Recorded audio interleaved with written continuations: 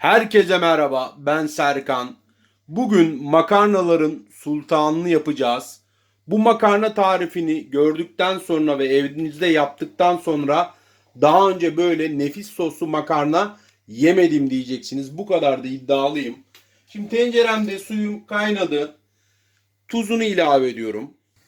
Çok az da sıvı yağ. Şöyle bir karıştırıyorum bunu. Şimdi makarnamız fettuccine makarna. Biz tabi bu tarifte 2 kişilik yapacağız. 2 kişilikte de şu miktar yeterli oluyor. Yarım kiloluk bir paket çünkü o. Hepsini haşlamayacağız. Şimdi önce bu makarnamızı haşlayalım. Haşlama süresi de 8 ile 9 dakika arasında. Fazla çünkü bekletmeyin. Makarnalar biraz diri olsun ki lezzetli olsun. Diğer tavamızda da sosunu hazırlayacağız. Biraz tereyağı koyuyorum. 3 yemek kaşığı kadar. Şimdi 2 kişilik yapacağım için 150 gram kadar tavuk butumuzu jülyen olarak doğradık. Burada püf nokta, sotelemeden önce tuz atıyorum. Karabiber ilave edip bunu güzelce karıştıracağız. Bu şekilde çok daha lezzetli olduğunu göreceksiniz tavuğu yerken. Makarnalarımız haşlanırken de şöyle açarsanız daha güzel pişecektir. Zaten yumuşadıkça da açılacak. Şimdi tereyağımız eridi. Tavuğumuzu ilave ediyoruz. Ocağımız burada yüksek ateşte olacak.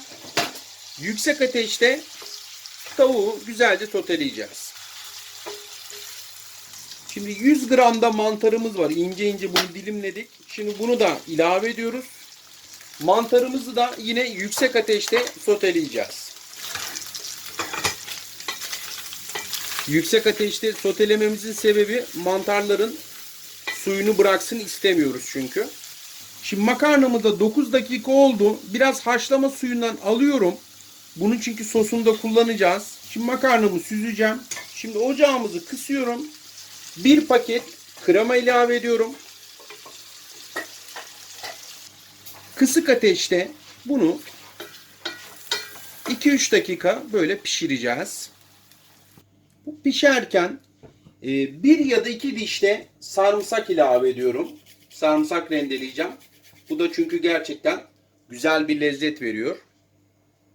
Makarnayı haşlamış olduğumuz sudan ayırmıştık. Biraz şöyle ilave ediyorum. Çünkü gerçekten sosuna müthiş bir lezzet veriyor. Makarnaya haşlamış olduğumuz suda makarnanın bütün lezzeti geçiyor. Aroması geçiyor çünkü.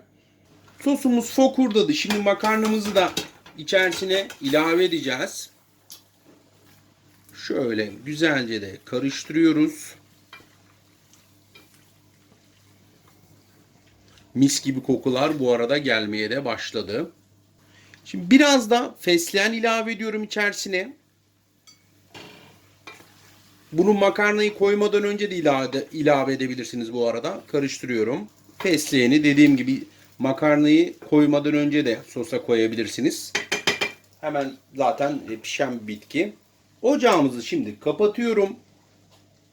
Makarnalarımızı da şöyle servis tabağımıza da alalım. Bakın müthiş gözüküyor. Şöyle 3 porsiyon makarnamız, fettuccine makarnamız oldu. Üzerine de böyle ben eski kaşar rendeleyeceğim sıcakken. Eğer parmesan peyniri de olur ama eski kaşar gerçekten çok güzel bir lezzet veriyor. Onu belirteyim. Tabi burada tercih tamamıyla sizin. İster parmesan ister eski kaşar ya da sevmiyorsanız ilave de etmeyebilirsiniz. Evet. Ve şahane makarnamızı göstereyim. Makarnaların sultanı. Bu soslu makarnayı yaptığınız zaman inanın daha önce bu kadar güzel soslu makarna yemedim diyeceksiniz. Deneyenlere şimdiden afiyet olsun diyorum. Takip etmeyi, beğenmeyi de unutmayın. Bir de tadına da bakalım en son olarak. Bakın görüyor musunuz lezzetini? Bismillahirrahmanirrahim.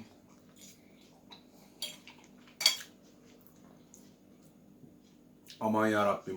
Mükemmel bir lezzet. Mutlaka denemenizi öneririm. Hepinizi seviyorum. Görüşmek üzere.